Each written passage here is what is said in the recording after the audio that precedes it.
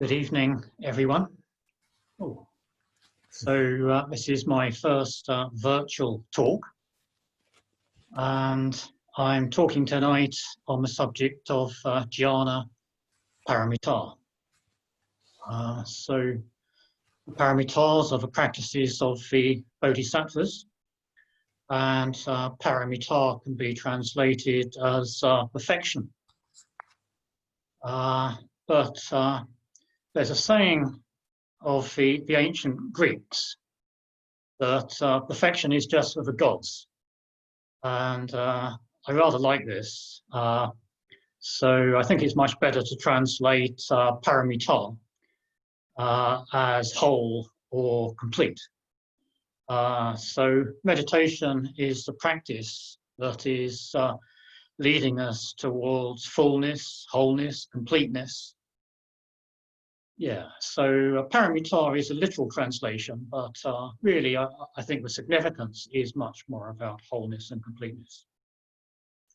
So we're going to be talking about meditation tonight, and we can say that meditation is the direct way of working with the mind. So there are other indirect ways, but meditation is the direct way.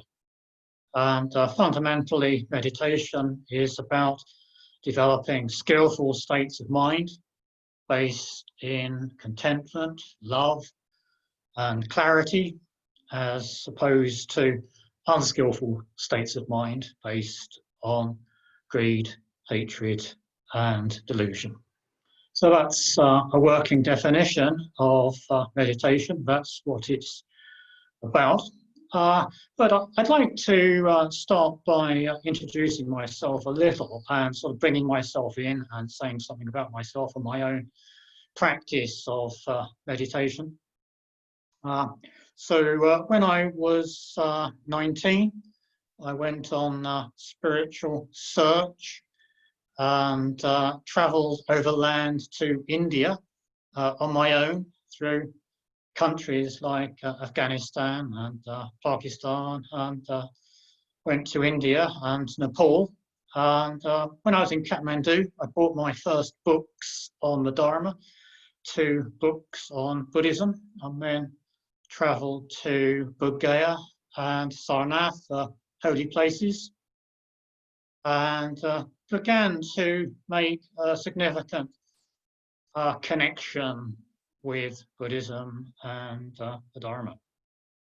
Then I returned overland, and after all this travelling, I found myself living actually quite near to a tree Ratna centre.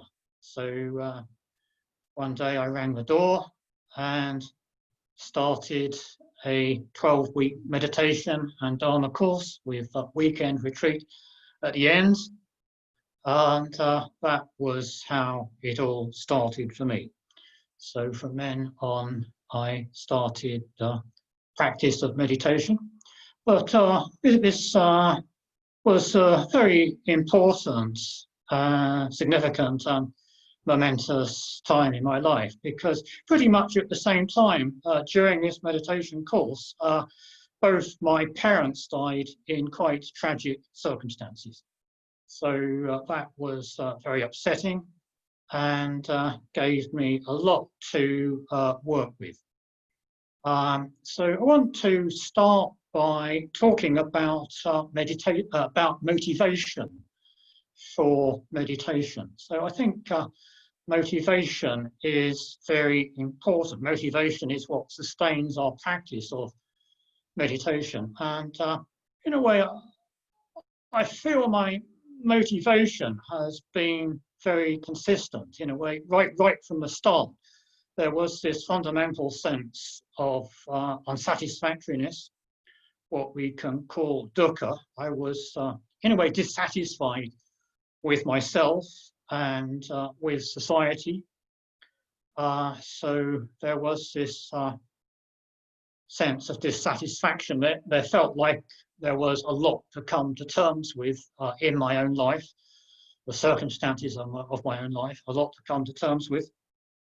So certainly dissatisfaction was an important motivation. But I also had some early significant spiritual experiences, and these were very formative and influential too. And I really sensed the potential of meditation, of what it could offer. But through meditation, I could develop spiritual qualities and spiritual values such as clarity and understanding and wisdom, truth, love, beauty, a whole range of different possibilities. So I also felt very inspired by the scope of what was on offer. So these two aspects of motivation have really empowered me all the way through the last 40 years. So this sense of an ongoing edge of dissatisfaction is still there, but also I feel very motivated to practice the Dharma and to engage. So for the last 30 years or more, I've been practicing meditation every morning, pretty much unfailingly, for about 2 hours each morning, sometimes other times as well. So I almost never miss, and I'm keen to get onto my cushion, whatever happens, whether it's enjoyable or not. I'm keen to get there and to work with whatever is there. The whole process of coming to terms with myself. And all sorts of extraordinary things happen. So I just want to tell you about this experience I had on Sunday. So I'd done my meditation practice, and after meditation I did some yoga, and I was relaxing in my yoga practice at the end.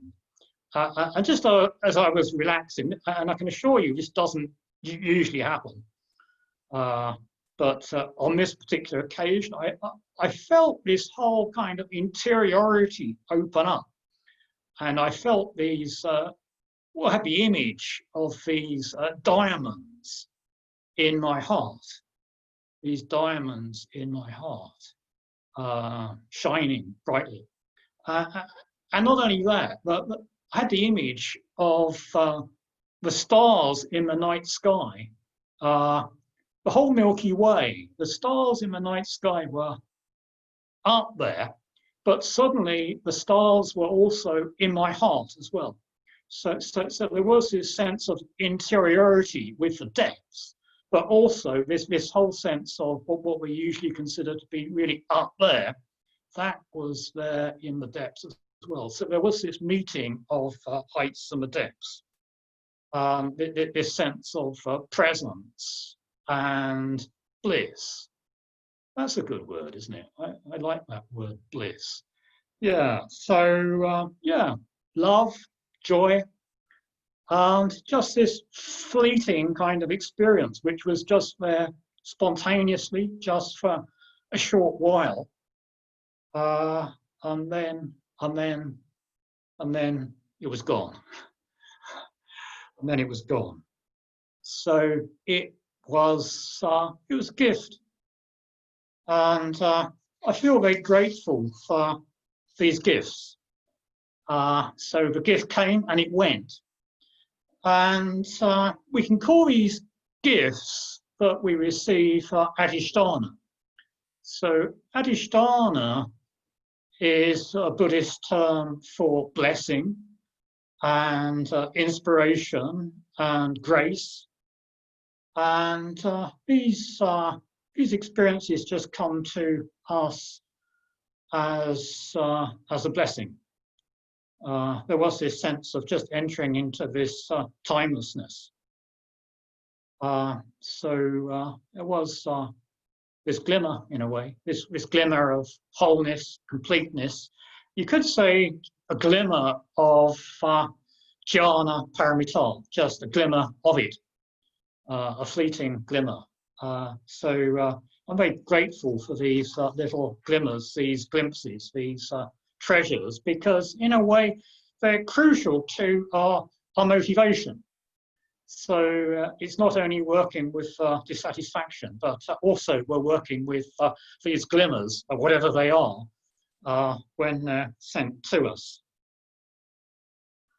So I want to talk about meditation more generally, to start with the process of meditation. So we start with mindfulness, and understanding mindfulness in terms of sati and sampajana. So sati is remembrance, recollection, awareness. So we're bringing awareness to our experience. And sampajana is this clear knowing. So this sense of maintaining clarity and continuity of the mindfulness of our body, of our feelings, of our mental states, and of the sensory world. So we're bringing mindfulness to these areas. So this is a very important place for us to start in meditation, bringing mindfulness to our direct experience and beginning to work with our mental states. And often we find that when we begin meditation, we're just a sort of bundle of different cells. And this bundle of different cells wants different things and is pulling in all sorts of different directions. So there's really a need to begin with to develop what we can call horizontal concentration. That is to say, concentration of our conscious minds on the horizontal level. So we begin by practicing mindfulness. We begin by paying attention to our experience. And then usually we find ourselves contacting the 5 hindrances, or perhaps one of the 5 hindrances, or any number of the 5 hindrances. So this is kind of pretty typical where we might start. So the 5 hindrances are craving and aversion. So whatever we feel pulled towards, whatever we're moving towards, or whatever we feel resistance towards, whatever we're moving away from. And then there's sloth and torpor. Sloth is a kind of physical sense of inertia and heaviness. Torpor is a more mental side.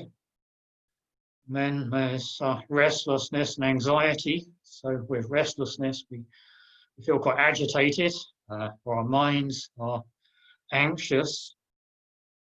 So restlessness and anxiety. And then the 5th one is doubt and indecision. So we just can't make up our minds. So often we're working with any one of these hindrances. And there are various things that we can do when we find the hindrances assail us. So bringing awareness, bringing recognition to the hindrances and identifying them is really important. So we're identifying what they are and recognizing that they're present for us.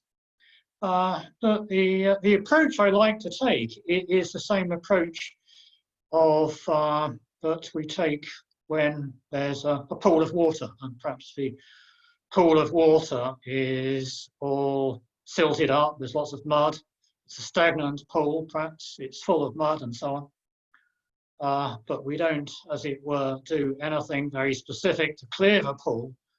In a way, we're just relaxing, just letting go, just bringing our awareness and letting the pool just settle.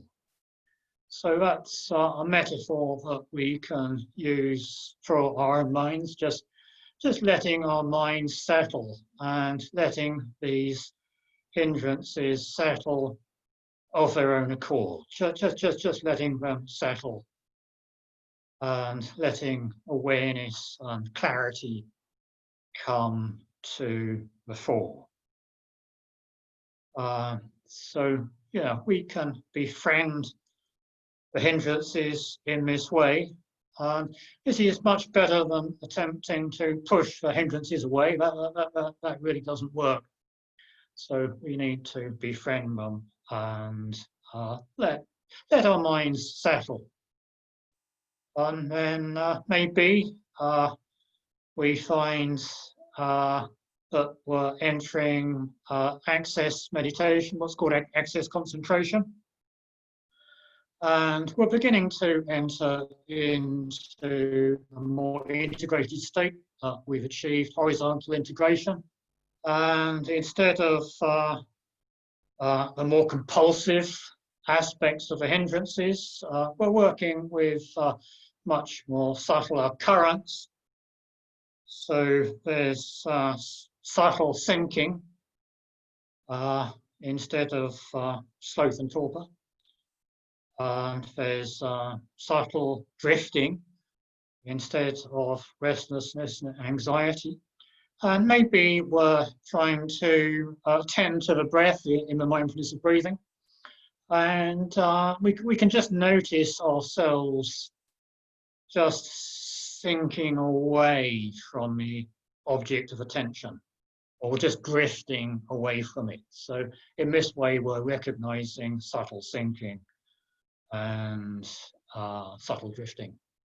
Or maybe we're paying attention to the breath, and then various thoughts are gathering. And well, this is just mental wandering. So we're accumulating thoughts. And if these gather too much, then, well, we'll find ourselves back in the hindrances. But again, if we can bring awareness and attention to these subtler aspects, then we can overcome thinking, drifting, and wandering.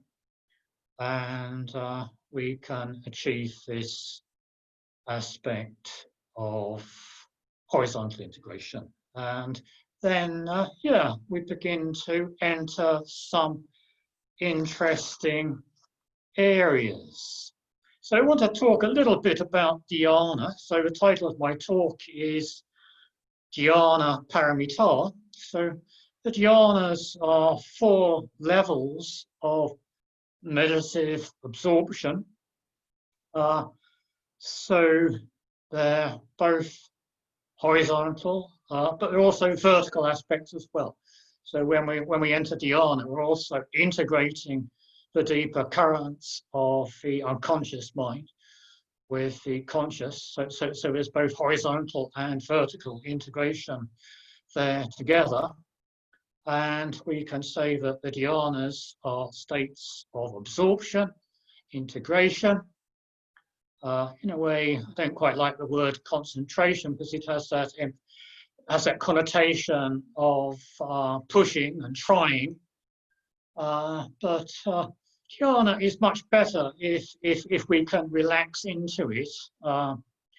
If we're just settling the mind and moving naturally and steadily into these states of absorption. So with the first dhyana, we have to pay attention, bring awareness and attention to our mind. And if we do that, we find ourselves becoming quite naturally integrated, and we feel more positive. And yeah, we're beginning to enjoy our meditation. Our meditation begins to open up. And then perhaps as we relax still further, we're still paying attention, still bringing awareness to our experience. So we can find ourselves entering the second dhyana as well. And these states are really quite natural.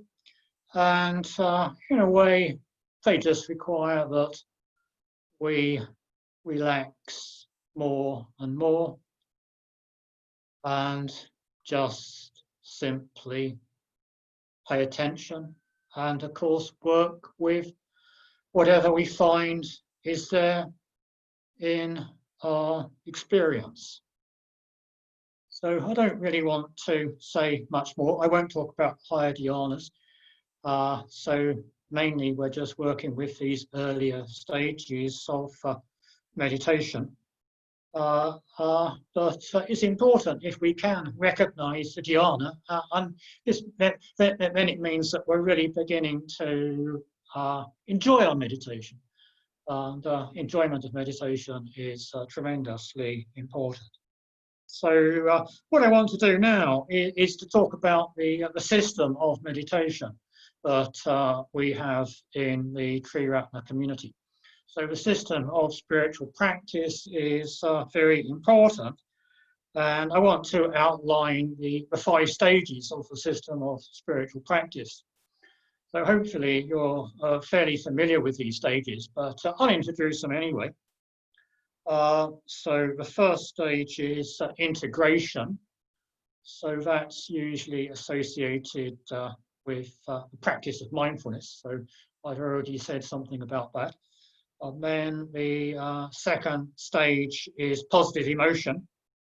So that very much deals with the altruistic side of positive emotion, the social emotions.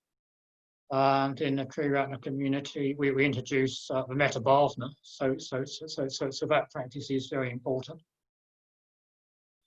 And then the third stage is spiritual death. So that's a very interesting title, spiritual death. So with that phase, we're exploring investigation. We're investigating our experience and also reflecting on it. So both of these aspects of investigation and inquiry are important, asking ourselves quite deep and fundamental questions about our experience and about the nature of how things really are, and reflecting on our experience. Then the fourth stage is spiritual rebirth. That stage brings in the imagination. So the imagination is a very important spiritual faculty. It's very often associated with images and with archetypal images and with symbols. So it brings in the deeper aspects of the mind. And imagination needs to be distinguished from fantasy. So imagination is much more integrated. And then the fifth aspect is spiritual receptivity. And really that is about the essence of meditation. So we can say that the essence of all of these 5 aspects of spiritual practice is awareness. So awareness is really the quintessence. So to be aware, well, we need to pay close attention to our experience. And it involves, well, this quality of receptivity. So awareness is very important. So I want to say a bit more about these 5 stages with the time that I have. Let me go back to the first one. So the first one was integration. And we introduced to the mindfulness of breathing. So we're familiar with that. But there are 2 further practices which are available within the Triratna community. So these are Satipatthana and also Anapanasati. So with the mindfulness of breathing, we're just practicing the first 4 stages of Anapanasati, but there are additional aspects to it as well. So the whole practice can take us much further and deeper. So Anapanasati is particularly concerned with following the breath and that's the whole focus of meditation. And Satipatthana is rather broader than that. We're paying attention to the broader aspects of our experience. So both of these practices are very, very important, and they both really emphasize mindfulness and awareness. So they're practices that we can explore more fully and deeply within the Triratna community. Then there's second stage of positive emotion and altruism. So we were introduced to the Metta Bhavana initially, but it's also very good to learn and practice all four Brahma Viharas. So there's the Metta Bhavana, but also there are the other practices of mudita, which is joy. It's great to rejoice in our own spiritual practice. It's great to rejoice in the qualities of other people. Then there's the Karuna Bhavana, where we develop compassion for other people, and also fourthly, equanimity. So with equanimity, we're developing this deeper tranquility, this deeper calmness and tranquility. So these are the four Brahma Viharas. So it's good to practice them. In a way, we practice them in exactly the same way as we do the Metta Bhavana, only we're taking a different focus. So it may be metta, love, loving kindness, or it may be joy and compassion or equanimity. Then there's spiritual death, and this involves the aspect of both concentration or absorption, but also insight or seeing clearly. So the traditional terms for this is shamatha, which is absorption, concentration, but then also vipassana. So vipassana is clearly seeing or knowing. So mindfulness and metta are shamatha practices. They're about absorption. But when we begin to reflect on our experience, when we investigate it, then that brings in the aspect of vipassana, clearly seeing and knowing.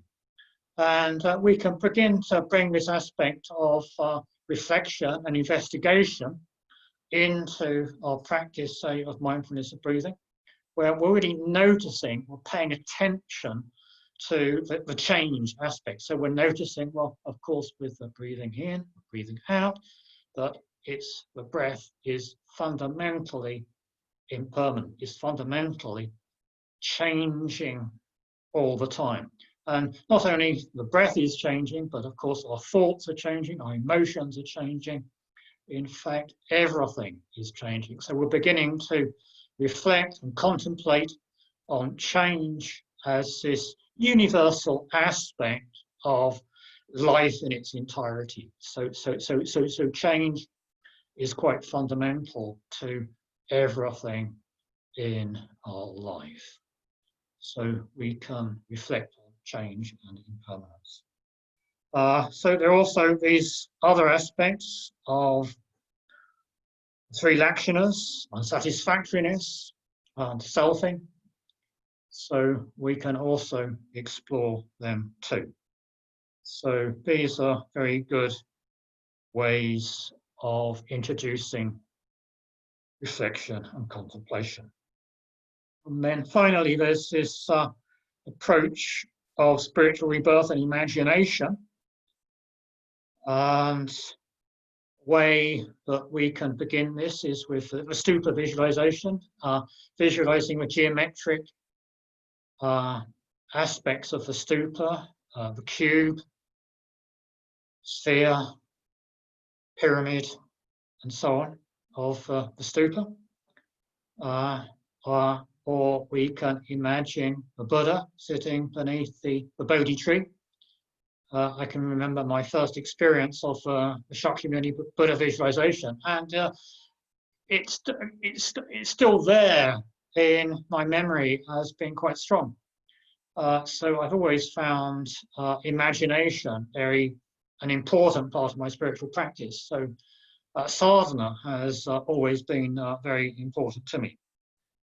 So yeah, beginning to engage our imagination is very important, and practicing visualization, mantra recitation too, is also an important practice that goes in this aspect of spiritual rebirth. So both chanting, devotion, puja, ritual, imagination, they're all possibilities that we can engage with.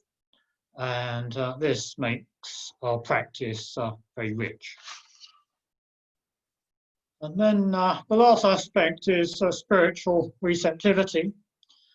So there's the quality of awareness. And as I said, this is really the essence of meditation. And we can explore awareness and recognize its three main aspects, really. And it's really good if we can recognize these. So awareness has a spaciousness to it, an openness to it, an expansiveness to it. So we'll see if we can recognize those qualities. And awareness is always clear and bright as well. So it's luminous. So we're recognizing the clarity and brightness of awareness. And awareness is also sensitive too. So it's resonant, it's responsive. So we're recognizing these three qualities of awareness. So yeah, this is in a way just a brief introduction to meditation. And establishing our meditation practice, attending classes is very important, and establishing a practice at home is very important. Beginning a regular practice at home is very important. And I'd like to come back to the aspect of motivation. So I think this is what I'd like to leave us with. So this is a question that we can discuss in our groups. And just go back to, well, what is it that motivates us to meditate, and begin to kind of clarify this and begin to reflect on it. And I said in my own case, it's very much coming to terms with the unsatisfactoriness in my own life, but also recognizing the glimmers, the good things, the possibilities, the potential.